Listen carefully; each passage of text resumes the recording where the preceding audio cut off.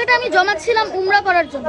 জি, কারণ ওই উমরা আল্লাহ যদি আমাকে তৌফিক দান করেন তাহলে আমি ইনশাআল্লাহ আবার যেতে পারবো। কিন্তু ওই মানুষগুলার যদি একবার মৃত্যু হয়ে যায়, কে যাবে জান্নাতে, কে যাবে জাহান্নামে, কে হচ্ছে যে কবরে আযাব পাবে, কে শান্তি পাবে, তা তো কেউ বলতে পারে না। আর একটা মানুষের প্রাণ অনেক ভ্যালুয়েবল জিনিস, তার জীবনটা চলে গেলে হয়তো তার পরিবারটাও শেষ হয়ে যেতে পারে। তাই আমি আমার এই টাকাটা তাদের জন্য দিচ্ছি।